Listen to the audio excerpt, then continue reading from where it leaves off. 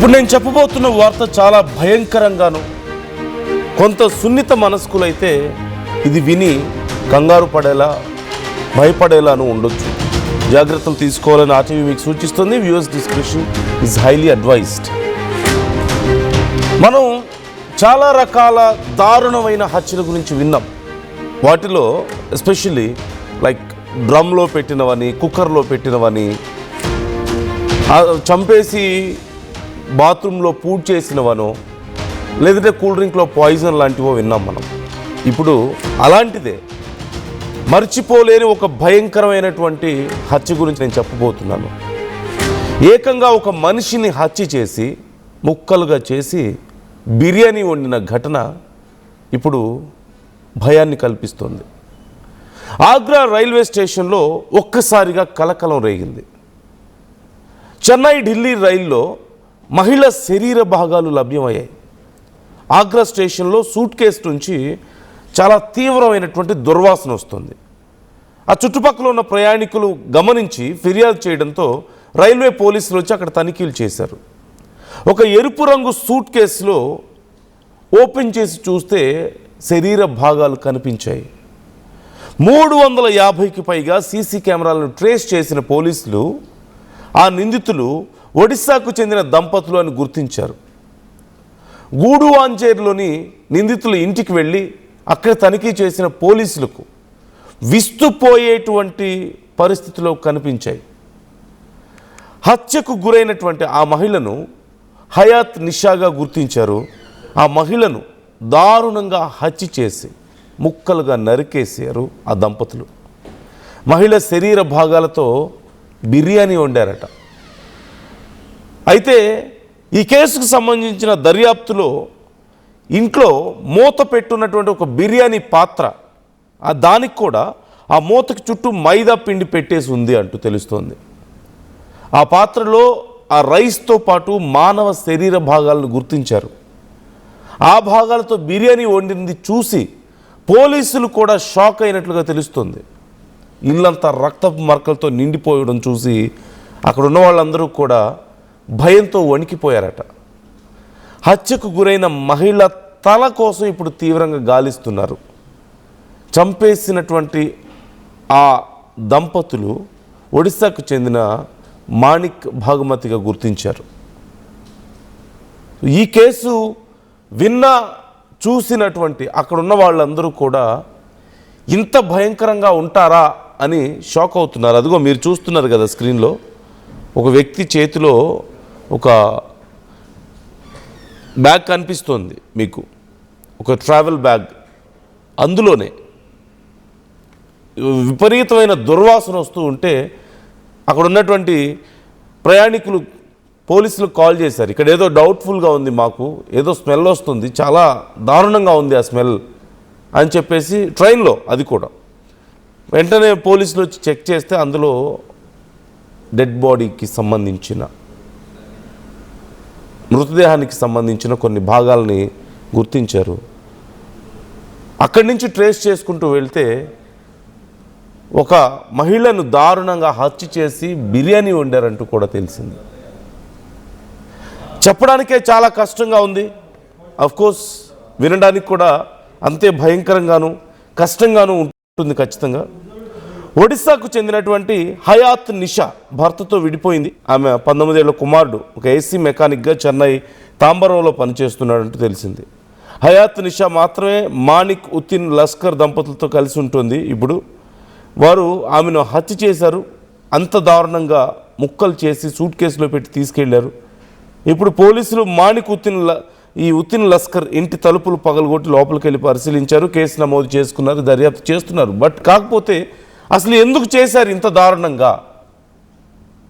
ఇంత దారుణమైన హత్య ఏంటి? ఆ హత్య చేసిన తర్వాత ఇలా ముక్కలు చేయడం ఏంటి, బిర్యానీ చేయడం ఏంటి? Let's know more details. Krishnamohan join అవుతున్నారు, మా ఏపీ ఇన్పుట్ ఎడిటర్. కృష్ణమోహన్, వింటుంటేనే ఒళ్ళు గగుడు పొడుస్తుంది. చాలా భయంకరంగా ఉంది ఈ వార్త. అసలు బ్యాక్గ్రౌండ్లో ఏం జరిగిందనే డీటెయిల్స్ ఏమైనా తెలుస్తున్నాయా మనకి? నందు, ఇది గడిచిన ఒక 25 రోజుల ముందు జరిగిన ఆగ్రాలో సూట్ కేసు కలకలం. ఏదైతే చెన్నై ఢిల్లీ రైల్వేలో స్టేషన్ లో జనరల్ బోగీలో ఒక ఎర్రని సూట్ కేసు నుంచి వస్తున్న ఒక స్మెల్ అక్కడ స్థానిక పోలీసుల్ని ఆకర్షించింది. స్థానికులు పోలీసులకి కంప్లైంట్ చేయడంతో పోలీసులు సూట్ కేసుని ఓపెన్ చేస్తారు. అయితే అక్కడ ఆగ్రా స్టేషన్ పోలీసులు దీన్ని చూడడం, దీంతో ఒక బాడీకి సంబంధించిన ఒక మృతదేహానికి సంబంధించిన కట్ చేసిన శరీర భాగాలు దాంట్లో ఉండడం ఒకసారిగా రైల్వే పోలీసులు షాక్ అవుతారు. అయితే దీని మీద పూర్తిగా ఇన్వెస్టిగేషన్ ప్రారంభమైన పరిస్థితి. ఇది ఈ ఇన్వెస్టిగేషన్ లో చాలా మలుపులు తిరిగాయి. బేసిక్ గా ఒడిశాకి చెందిన మలిక్, బాగుమతి వీళ్ళిద్దరు కూడా చెన్నైలో తాంబరంలో అంటే వీళ్ళు బేసిక్ గా ఒడిశాకి ఉన్నా కానీ పనిచేసేది మాత్రం తాంబరంలో పనిచేస్తున్నారు. వీళ్ళు ఆ మహిళని అంటే కొంత ఇంట్లో ఘర్షణ, తర్వాత అమ్మాయితో వేరే రిలేషన్ ఇవన్నీ ఉన్నాయని తెలుస్తోంది. అయితే దీన్ని పూర్తిగా ఆ అమ్మాయిని చంపేసిన తర్వాత వీళ్ళ అమ్మాయి శరీర భాగాలతో బిర్యానీ వండుతారు. బిర్యానీ చేసి మరి తిన్నారా లేదా అని తెలియదు కానీ బిర్యానీ అయితే వండుతారు.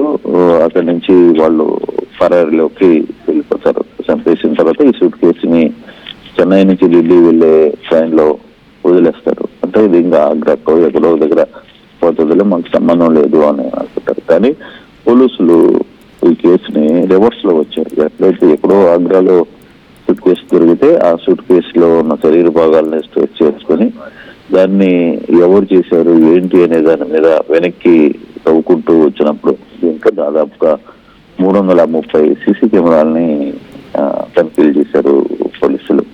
అంటే ఇక్కడ కూడా ఏంటి గూడువంజేరిలోని ఇంటిని గుర్తిస్తారు. అక్కడ పోలీసులు వెళ్ళి తనిఖీ చేసి లోపల పగలగొట్టి లోపలికి వెళ్తే ఒక్కసారిగా అక్కడ ఆ రోజు ఆ ఇంటి దగ్గర ఉన్న రక్తపు మరకలు పూర్తిగా, అలాగే అన్నం వండిన అంటే బిర్యానీ వండిన సామాన్లు ఉంటాయి కదా అవి కూడా అంటే పొయ్యి మీద కనిపించడానికి షాక్ తిన్న పరిస్థితి అయితే ఉంది. అయితే ఈ చంపిన వ్యక్తి ఎవరు అంటే చంపిన మహిళ ఎవరు, చనిపోయిన మహిళ ఎవరు అనేది మాత్రం హయత్ నిషాగా గుర్తిస్తారు. మహిళ శరీర భాగాలకు బిర్యానీ వండిన బిర్యానీ, తర్వాత మూత పెట్టిన బిర్యానీ, వీటన్నిటిని తీసుకుంటే అసలుకి ఎందుకు చంపారు, ఆహారం ఉందా ఏంటి అనే దాని మీద కొంత ఇంట్రెస్టింగ్ ఇష్యూస్ ఏంటంటే కొంత ఇల్లీగల్ కాంటాక్ట్స్, తర్వాత వీళ్ళతో పాటు ఉంటూనే ఈ అమ్మాయి మధ్య కొంత ఘర్షణ జరగడం, తర్వాత ఆ అమ్మాయిని పూర్తిగా కూడా శరీర భాగాలకి భార్యాభర్తలు ఇద్దరు కూడా కలిసి చంపడం. అయితే చాలా సెన్సేషనల్ కేసుని పోలీసులు అయితే ఛేదించారు. దాదాపు ఒక 4 రోజులు పట్టింది ఈ కేసుని ఛేదించడానికి కూడా. Yeah right. Thank you Krishnamohan, thanks for the details. So ఈ స్టోరీ గురించి వింటుంటే అఫ్కోర్స్ చెప్పడానికి కూడా చాలా కష్టంగా ఉంది. అక్కడ జరిగినటువంటి విధానం, ఇంత క్రూయాలిటీ, చాలా భయంకరమైనటువంటి ఇన్సిడెంట్. ఖచ్చితంగా ఒక మనిషిని హత్య చేసి వారిని శరీర భాగాల్ని ముక్కలుగా కోసి కొంత బిర్యానీ వండడం ఏంటి? హౌ క్రూయల్ ఇట్ ఈస్, దాన్ని ఎలా వర్ణించాలి, ఎలా ఎక్స్ప్లెయిన్ చేయాలో కూడా అర్థం కాని ఒక పరిస్థితి. ఇది ఖచ్చితంగా it's a mental status. Maybe they are not normal. అదిగో అక్కడ మీకు కనిపిస్తున్నారు కదా ఒక గ్రీన్ షర్ట్ పర్సన్ అండ్ వెనక కూర్చున్న స్పెక్ట్స్ పెట్టుకున్నటువంటి అమ్మాయి, వీళ్ళిద్దరేనంట ఈ పని చేసింది. అయితే ఒక సాధారణ మనిషి చేయగలిగిన పనేనా ఇది? Can a normal human being do this అనే ప్రశ్న వస్తే ఖచ్చితంగా చేయలేం. ఇన్ఫ్యాక్ట్ చాలామంది మనం చికెనో మటనో తింటాం, కానీ వాటిని కోస్తుంటే కూడా చూడలేం, కనీసం కళ్ళు మూసుకుంటాం. ఒకవేళ కొయ్యడం కనుక చూస్తే అలా చూసి చాలామంది అవి తినడం మానేసిన వాళ్ళు కూడా ఉన్నారు. కానీ ఒక మనిషిని ఇంత దారుణంగా హత్య చేసి అలా శరీర భాగాలని ముక్కలుగా కోసి ఆ తర్వాత వాటిని బిర్యానీ వండడం, మరికొన్ని భాగాలను తీసుకొని ఆ సూట్ కేసులో పెట్టి ఇంకెక్కడికో తీసుకువెళ్ళడం. ఇప్పుడు హెడ్ కోసం వాళ్ళందరూ సెర్చ్ చేస్తున్నారు, పోలీసులందరూ. అది ఎక్కడుందో తెలియడం లేదంటూ చెప్తున్నారు. దాన్ని ఏం చేశారో మరి ఇంకెంత దారుణం మనం తెలుసుకోవాలి ఈ స్టోరీలో. Are you not afraid to see this? ఇలాంటివి చూడాలంటే, వినాలంటే మీకు భయం వేయడం లేదా? They are just normal people. ఈ ఇన్సిడెంట్కి ముందు వరకు కూడా they are just normal people. మన పక్కింట్లోనో మన వీధిలోనో మనతో చాలా రెగ్యులర్గా మాట్లాడే మనుషులే వాళ్ళు కూడా. But after this particular incident can you see them in same way? వాళ్ళు మీకు ఎదురైతే మీరు వాళ్ళని ఇలాగే చూడగలుగుతారా నార్మల్గానే? I would like to go through the story with better details. ఒక్కసారి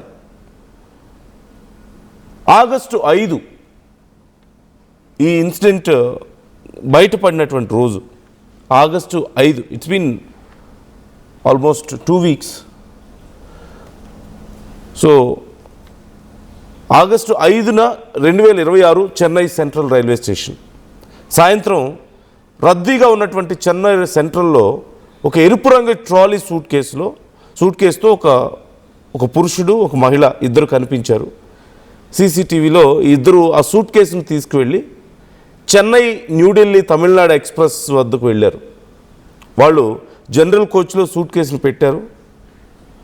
అక్కడ ఫస్ట్ డౌట్ మొదలైందట. ఆ సూట్ కేసుని అక్కడ పెట్టి వాళ్ళు రైలు బయలుదేరడానికి ముందే దిగేసి వెళ్ళిపోయారు. అంటే సూట్ కేసు మాత్రం రైల్లోనే ఉండిపోయింది. ఆ ఇద్దరు వేరే మార్గంలో వెళ్ళిపోయారు. సీసీటీవీలో తర్వాత వాళ్ళు చెన్నై పార్క్ స్టేషన్ వైపు నడిచి వెళ్ళి సబర్బన్ రైల్లో గుడువాంచేరి వైపు ప్రయాణించారు అంటూ పోలీసులు గుర్తించారు. ఆ తమిళనాడు ఎక్స్ప్రెస్ చెన్నై నుంచి బయలుదేరి నార్త్ వైపు వెళ్ళిపోయింది. రైల్లో ఉన్న ప్రయాణికులకు ఆ ఎరుపు సూట్ కేసు ఎవరిది అనేది తెలియలే. ఆ లోపల ఉన్న వాళ్ళకి ఎవరు, జస్ట్ అక్కడ ఒక సూట్ కేసు కనిపిస్తూ ఉందంతే. స్లోగా ఆ రైలు వెళ్తూ ఉంది. ఆ సూట్ కేసులోంచి ఒక స్మెల్ రావడం మొదలైంది. ఒక బ్యాడ్ స్మెల్ రావడం స్టార్ట్ అయింది. సో ఆగస్టు 6న ఆగ్రా కాంట్ స్టేషన్కు ఆ రైలు చేరుకునే సమయానికి ఆ సూట్ కేసు నుంచి చాలా బ్యాడ్ స్మెల్ రావడం స్టార్ట్ అయిందట.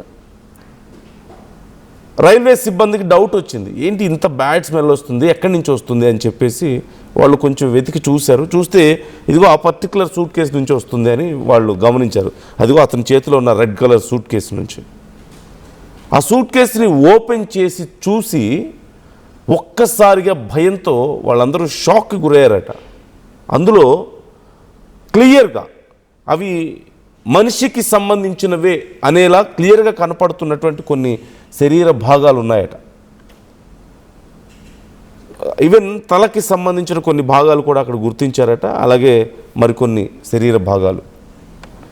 అయితే అక్కడ తల పూర్తిగా కనిపించలేదు అండ్ రిమైనింగ్ బాడీలో కొన్ని పార్ట్స్ మిస్ అయ్యాయి, కొన్ని మాత్రం అక్కడ ఉన్నాయి. సో వెంటనే అలర్ట్ అయ్యారు, ఇది చిన్న విషయం కాదు అని చెప్పి గమనించి ఇమ్మీడియట్గా అలర్ట్ అయ్యారు. ఆగ్రా పోలీసులు ఆ సూట్ కేసును మరింత క్లియర్గా పరిశీలించారు. కొన్ని వస్తువులు, కవర్స్, అలాగే కొన్ని రిసిప్ట్స్, ఇవన్నీ కూడా గమనిస్తే ఆ దాంట్లో అవైలబుల్గా ఉన్నటువంటి ఆ రిసిప్ట్స్ కానీ, కవర్స్ కానీ, మరికొన్ని వస్తువులు కూడా ఉన్నాయట ఆ సూట్ కేసులో. వాటన్నిటిని గమనించిన తర్వాత అవన్నీ కూడా చెన్నైకి లింక్ అవుతున్నాయి. అంటే చెన్నై వైపు నుంచి వచ్చారు వాళ్ళు అన్నట్లుగా కన్ఫర్మ్ చేసుకున్నారు. ఇమీడియట్గా ఉత్తరప్రదేశ్ జీఆర్పీ అలాగే తమిళనాడు పోలీసులను సంప్రదించింది. అక్కడి నుంచి తర్వాత పోలీసులు చెన్నైలో సీసీ కెమెరాలను ఇక బ్యాక్వర్డ్లో టెస్ట్ చేయడం మొదలుపెట్టారు, మొత్తం సెర్చ్ చేయడం మొదలుపెట్టారు. అంటే ఆ టైం లైన్ ఆధారంగా వాళ్ళు, అంటే ఆ ట్రైన్ ఎక్కడి నుంచి వచ్చింది, ఆ రెడ్ సూట్ కేసు తీసుకొచ్చిన వాళ్ళు ఎక్కడ ఎక్కారు, ఎక్కడి నుంచి ఎటువైపు నుంచి లోపలికి వచ్చారు, ఇలా వన్ బై వన్ రివర్స్లో ఆ సీసీ కెమెరాస్ని ఫాలో అవ్వడం స్టార్ట్ అయ్యారు. అప్పుడు వాళ్ళకి చాలా ఇంపార్టెంట్ విజువల్ ఒకటి దొరికిందట. ఒక గ్రీన్ షర్ట్లో ఉన్న పర్సన్, ఒక మెన్, అలాగే ఒక కళ్ళద్దాలు ధరించిన ఒక మహిళ, ఆ రెడ్ కలర్ సూట్ కేసును చెన్నై సెంట్రల్లోకి తీసుకొని వస్తూ వాళ్ళు కనిపించారు. So that is the photo మీకు స్క్రీన్ మీద కనిపిస్తుంది కదా, అదే ఫోటో, అదే విజువల్ వాళ్ళకి కనిపించింది. అండ్ ఆ సూట్ కేసుని ఆ ట్రైన్లో పెట్టేసి ట్రైన్ స్టార్ట్ అవ్వడానికి ముందే వాళ్ళు దిగిపోయారు. ఇది ఈ కేసులో one of the biggest break through. ఆ తర్వాత ఆ సీసీటీవీని ఇంకా వెనక్కి ట్రాక్ చేస్తూ వెళ్ళారు పోలీసులు. ఆ ఇద్దరి మూమెంట్స్ ఎలా ఉన్నాయనేది స్లోగా సర్చ్ చేస్తూ వెళ్ళారు. వాళ్ళు చెన్నై పార్క్ స్టేషన్కి వెళ్ళారు. అక్కడి నుంచి సబర్బన్ రైలు ఎక్కారు. చివరికి గుడువాంచేరి అనే ప్రాంతానికి చేరుకున్నారు. ఆ తర్వాత సీసీటీవీ ఫోటేజ్ ఆధారంగా పోలీసులు అక్కడ ఉన్నటువంటి మసీద్ స్ట్రీట్లో ఒక అద్దె ఇంటి దగ్గరికి వెళ్ళారు. వాళ్ళు ఆ ఒక అద్దె ఇంటికి వెళ్ళడం గమనించారు. సో ఆ ఇంటి వరకు వాళ్ళ మూమెంట్స్ని ట్రేస్ చేసుకుంటూ వెళ్ళారు పోలీసులు. అయితే పోలీసులు అక్కడి వరకు ట్రేస్ చేసిన తర్వాత ఆ ఇంటి దగ్గరికి వెళ్ళేసరికి ఆ ఇంటికి తాళం వేసి ఉంది. పక్కన ఉన్న వాళ్ళని అడిగారు, ఇరుగు పొరుగు వాళ్ళని, నైబర్స్ని అడిగి చూశారు. అక్కడ ఒడిశాకి సంబంధించిన వాళ్ళు నివసిస్తున్నారు అని చెప్పేసి వాళ్ళు చెప్పారు. ఇక్కడ మరొక పెద్ద గందరగోళం, ఒడిశా వాళ్ళ, తీరా చూస్తే ఇక్కడ వరకు వచ్చాం మనం, మరి ఇక్కడి నుంచి గుడువాంచేరికి ఒడిశాకి సంబంధం ఏంటి అని చెప్పేసి అక్కడి నుంచి మళ్ళీ కొత్త క్వశ్చన్ రైజ్ అయింది. ఇంట్లో కొన్ని సోర్సెస్ ప్రకారం చూస్తే ఆ ఇంట్లోకి వెళ్ళిన తర్వాత పోలీసులకి అక్కడ ఉన్నటువంటి వాతావరణం చూసి వాళ్ళు కూడా భయపడిపోయారట. చుట్టూ ఎక్కడ చూసినా రక్తపు మరకలు, ఒక శరీరాన్ని ముక్కలు చేసినట్లుగా కనిపించే కొన్ని దృశ్యాలు, అవన్నీ చూసి అక్కడున్న పరిస్థితులను చూసి వాళ్ళు కూడా చాలా భయానికి గురయ్యారు అంటూ చెప్తున్నారు యాజ్ పర్ సమ్ సోర్సెస్. ఇంకా షాకింగ్గా ఏంటి అంటే అక్కడ ఒక పెద్ద వంట పాత్ర కనిపించింది. ఆ వంట పాత్రలో ఏదో వండారు అని క్లియర్గా కనపడుతుంది. ఆ పాత్రని ఓపెన్ చేసి చూస్తే సమ్ బిర్యానీ కనిపించిందంట. దాంట్లో బిర్యానీ కనిపించింది.